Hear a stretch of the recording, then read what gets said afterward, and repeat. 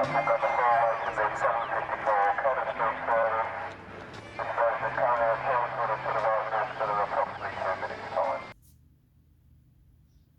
afternoon everybody, welcome back to London Road Brentford. Apologies for the delay in between videos. I had planned to make them a bit more frequent than they have been, but the last few weeks of June have been quite busy for me and I've not really been here much and had time to tinker around with this little layout. I've also been very busy finally getting the touch and the design down for the one in the loft. It's been going for a long time. I'm just never happy just because of the shape of my loft. It's been a bit difficult, but I'll get to that one another time. So the little engineering train for the yard is out with the wagon full of spent sleepers, leftover sleepers from the flexi track, and that's what I've mostly been doing recently. I've been gap filling where I've cut the flexi track to suit, unlike standard fixed track, which already has all the kind of groove for joints cut. You have to do this all yourself, but that's one of the downsides of flexi track, but then of course the upsides for me outweigh the negatives. So what do I mean by this gap filling? I'll show you. I can try and keep it in focus. May or may not be able to see the difference. So here you've got a bit of a join between the point work and the normal flexi track. Flexi track is obviously cut to suit and cut to fit, so you have to remove some sleepers also to put the little fish plates on because they will not go over the ones that are there. As you can see, they've got the little bits that hold the rail in place. You can probably move it. There you go. So that's where I've put some in. They just currently slide in. They're not glued in.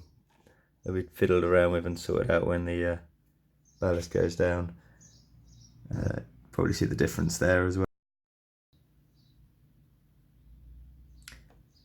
So yeah, preparing the sleepers is quite simple. You just take your spent sleepers from the cut flexi track. So yeah, preparing them is quite simple. Let's take the knife, cut off the little chairs carefully, obviously. It is a bit all thumbs and fingers, so you've got to be a little bit careful in slicing it. And it just gets rid of the little kind of chairs, I suppose they're called, I don't really know, but they hold the rail in place, and that allows you to slide it underneath the rail and fish plate.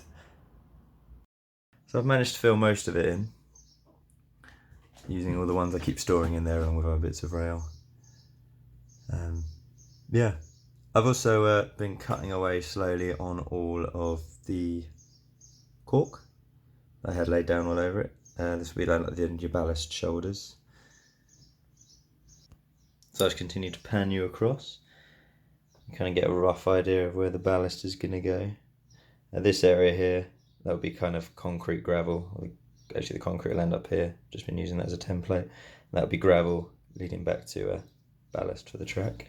Oh, and I've also started a little bit of work just today actually, putting some foam in for where I might have a little bit of an embankment coming down to a wall at the bottom. I haven't still decided what I'm going to do with the wall yet. I'm either going to go with concrete, maybe a concrete style wall, or brickwork, brick arches and stuff. I haven't really decided.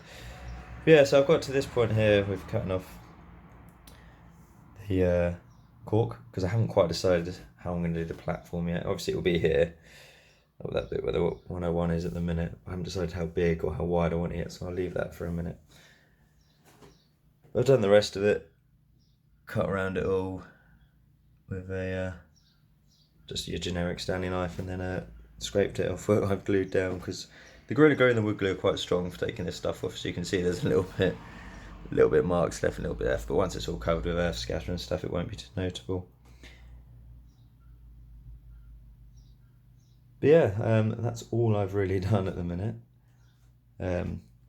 Hope to get some more done in the next few weeks. The next couple I won't be able to do anything, unfortunately. Then I'll hopefully be straight back at it. Start wiring up the point motors under here. Get them all in, get the wires ready. Probably won't wire them just yet because I want to build a little control panel for the controller and all the point work. But yeah, so I'll say sorry, there's not much to show you. I haven't had a huge amount of time to do it, but just been, like I say, tidying up a little bit. ready for a bit more.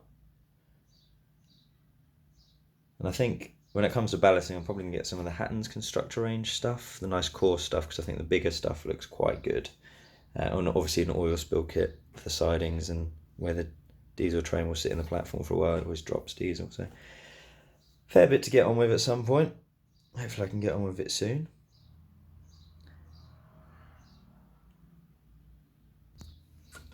So yeah, thank you once again for tuning in. Hopefully I can show you a bit more in the next video. What I'll leave you with, I'll just leave you a quick snippet that I managed to catch in London at the weekend of one of the final steam trains running on the underground on the District line.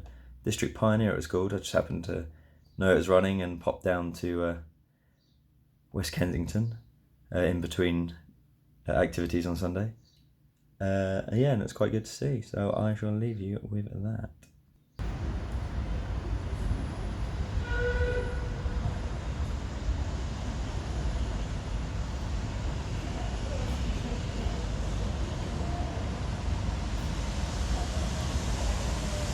All customers, please stand back. Please stand back. Next train is now approaching the platform. This is a special service, not stopping here. This is a special service, only going at once.